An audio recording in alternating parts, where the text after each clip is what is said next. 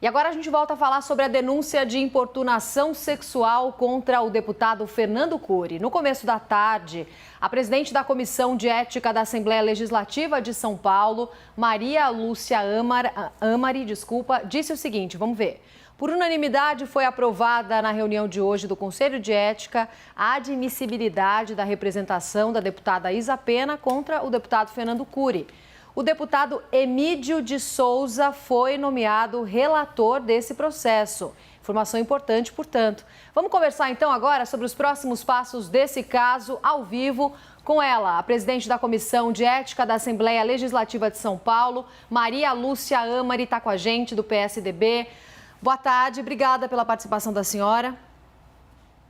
Boa tarde, Roberta. Boa tarde, Glória. Boa tarde. Foi uma decisão bastante importante, uma expectativa da população, que todos esperam uma resposta da sociedade. Por unanimidade, os 9 membros mais o corregedor, portanto 10 votos, foi decidida a admissibilidade da representação da deputada Isa Pena contra o deputado Fernando Cury e também, em seguida, nomeei o relator, o deputado Emídio de Souza, para que, com isso, o processo já começa a ter um andamento mais célere, né? Os próximos passos, na verdade, o deputado Fernando Cury tem, durante 5 sessões, o prazo para apresentar a sua defesa de mérito, porque ele apresentou apenas a defesa prévia, agora é a defesa de mérito, e assim que ele apresentar essa defesa de 5 sessões aqui na Assembleia Legislativa, portanto, a semana que vem, o relator, deputado Emídio de Souza, terá, então, um prazo de 15 dias para apresentar o seu parecer como relator dessa questão. Agora, eu queria saber da senhora, primeiro, boa tarde, né?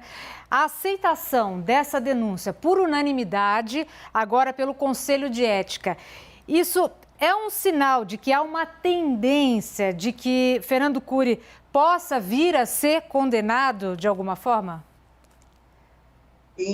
Eu entendo que, por conta de todo esse posicionamento, primeiro, essa resposta foi uma resposta positiva, no sentido de que nós não iríamos simplesmente deixar o assunto à mercê. Então, a responsabilidade de todos nós, deputados, é que o processo fosse admitido para que a representação tivesse o seu andamento. Com certeza, deverá ocorrer alguma penalidade, nós não sabemos como será o parecer do relator, embora a decisão dele, o parecer dele, possa ser questionado por uma pena maior ou uma pena mais branda, mas de qualquer forma as penalidades são uma advertência verbal, advertência por escrito, a censura, o afastamento do deputado por um período a ser definido pela própria comissão, pelo Conselho de Ética, através dos seus integrantes, e, por último, que é a cassação, que é o pedido que a deputada Isa Pena faz. Não sabemos ainda qual será a tendência do relator, mas, de qualquer forma, o parecer dele, nós esperamos que até meados de março,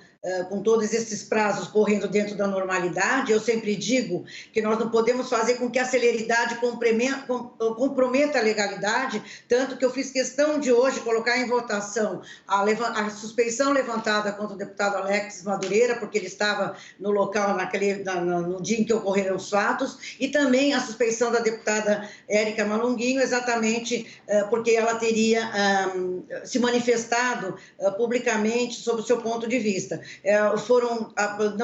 Não foi aceita pela comissão, uma vez que não se pode antecipar qualquer tipo de julgamento sem a devida comprovação. Então, segue normalmente, eu era a única mulher presente no Conselho de Ética, agora temos também a participação, mas nós temos sempre que nos preocupar para que não haja nenhum corporativismo, não vamos aceitar corporativismo, nenhum viés ideológico, viés político ou viés partidário. Nós queremos que o relator, com certeza, nomeado, dará um parecer baseado nos fatos, nas imagens, que eu pedi a preservação delas durante todo o período do dia em que ocorreram os fatos, porque depois de 10 dias elas são deletadas, portanto, elas estão preservadas para ser questão de prova dos dois lados.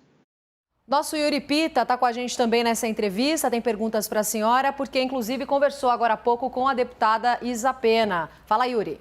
Obrigado, Roberta. Boa tarde, deputada. Obrigado por estar conosco. A senhora falou dessas gama de punições que estão colocadas e o que a deputada Isa Pena me disse é que absolvição ou advertência seriam inadmissíveis. Ela fez, inclusive, um paralelo com o caso do deputado estadual Arthur Duval, que tomou uma advertência ao se dirigir de forma ofensiva aos colegas. A minha pergunta para a senhora é se, caso não seja aprovado pelo Conselho de Ética uma cassação e sim uma suspensão, isso também precisaria passar pelo plenário da Assembleia Legislativa? E aí a gente sabe que, ao votar entre 94 deputados e não entre os membros do colegiado, é uma outra articulação política. Eu queria que a senhora explicasse como é que é o trâmite caso se caminhe para uma suspensão e como é que é feita a dosimetria, como é que se determina o tempo em caso de suspensão. Tão logo boa tarde, mas tão logo seja decidida, tanto pela suspensão do mandato, quanto pela cassação, a comissão decide, o Conselho de Ética, através dos seus membros, decide tomando essa posição, ela é imediatamente encaminhada ao plenário, através da presidência, pela mesa da casa, onde é marcada uma data para julgamento dessa decisão. Seria a maioria, ou seja, metade mais 48 deputados e deputadas seria o suficiente para que a votação ocorresse e permitisse que fosse acatada aquela decisão. Nós entendemos, diante da gravidade da situação, diante da repercussão da Assembleia, diante da exposição que toda a Assembleia Legislativa, a maior da América Latina, ficou exposta, nós esperamos que seja dado uma punição na proporção do fato em que ocorreu. Mas vamos aguardar o parecer do relator para que então possamos verificar qual será, para que a gente possa dar um encaminhamento subsequente. Perfeito, obrigado, deputado. Quer dizer, de qualquer modo, mesmo em caso de suspensão, precisa passar pelo plenário, né? É isso. Essas duas punições mais graves tem que ter o respaldo juridicamente com relação ao regimento da Assembleia, que passa a ter que ter um referendo do plenário através da sua maioria, 48 deputados. Deputada, se for de fato condenado o deputado Fernando Cury, né, que pode ter um mandato cassado ou suspenso, como a senhora está explicando, ele pode no futuro voltar a ter cargo na Assembleia?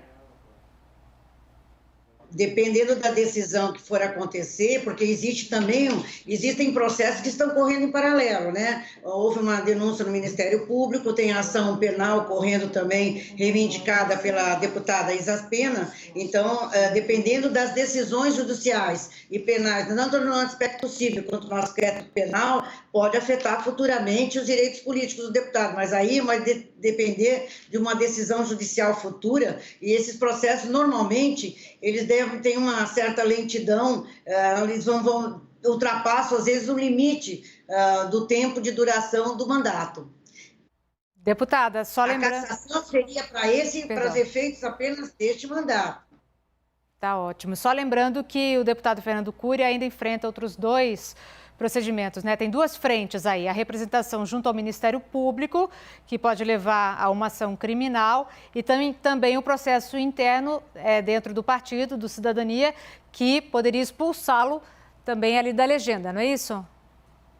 Exatamente. Tanto a preocupação que eu tive de não seguir por pressão popular, mas seguir como reza o regimento através de pareceres da Procuradoria, porque exatamente o processo do partido político que ele representa, que é o Cidadania, teve obstado sua continuidade exatamente porque não cumpriu todos os requisitos legais que permeavam a necessidade daquele procedimento jurídico. Então, estou tomando cuidado de cada passo, seguir rigorosamente o que rege o regimento, mas dando a celeridade sem prejuízo da legalidade, para que não tenha nenhum impedimento para procrastinar com medidas protelatórias que possam retardar o julgamento. Nós temos pressa em dar essa resposta para a sociedade e é dessa forma que nós estamos conduzindo, com firmeza, com justiça, mas com bastante transparência para que os fatos sejam devidamente apurados.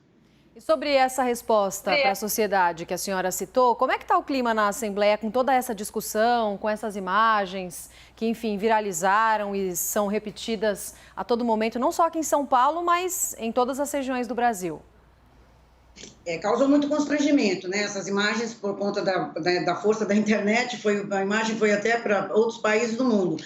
Então, nós temos que ter essa preocupação de resgatar essa imagem da Assembleia. Foi um ato isolado, um fato que nunca aconteceu. Eu estou no meu 5º mandato como deputada estadual, nunca teve qualquer situação parecida com essa que ocorreu. Então, foram imagens fortes, imagens que nos constrangeram como parlamentares, enquanto mulher, mas que precisam responder que fatos como esses fogem da normalidade e precisam ter uma punição adequada para que não se crie um precedente perigoso dentro da nossa Assembleia Legislativa, né? Nós legislamos e temos que ter esse comportamento que faça com que a sociedade possa respeitar o nosso mandato e nós termos uma resposta adequada em relação à gravidade do fato ocorrido.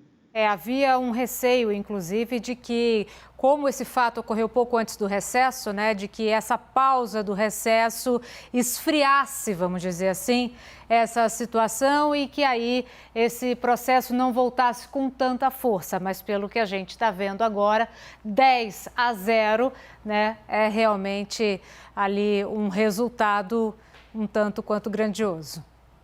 Eu tenho um compromisso e a responsabilidade de conduzir de forma não só por conta da opinião pública, por conta da gravidade dentro de um poder legislativo. Então, estou bastante atenta a todo o comportamento para seguir, ter que essa celeridade do processo, respeitando o andamento dentro da legalidade, mas que ele possa ser rapidamente conduzido para que nós possamos responder não só para a população, mas os movimentos que todos estão atentos, né, a essa resposta. Nós precisamos ter uma medida exemplar, né, porque fugiu da normalidade.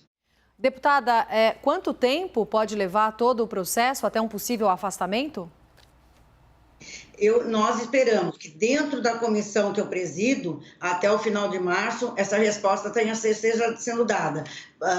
Em seguida, se for uma medida que dependa da votação em plenário, vamos ficar também atento para que os prazos possam ser cumpridos rigorosamente, mas aí já passa a ser um comportamento, procedimentos atrelados às medidas que a mesa da casa que vai adotar. Mas na nossa comissão, eu espero que até o final de março ele esteja já julgado e encaminhado, se for o caso da penalidade mais grave, para plenário decidir, ou então a punição onde o nosso limite de decisão possa ter um respaldo, uma resposta em relação ao fato ocorrido.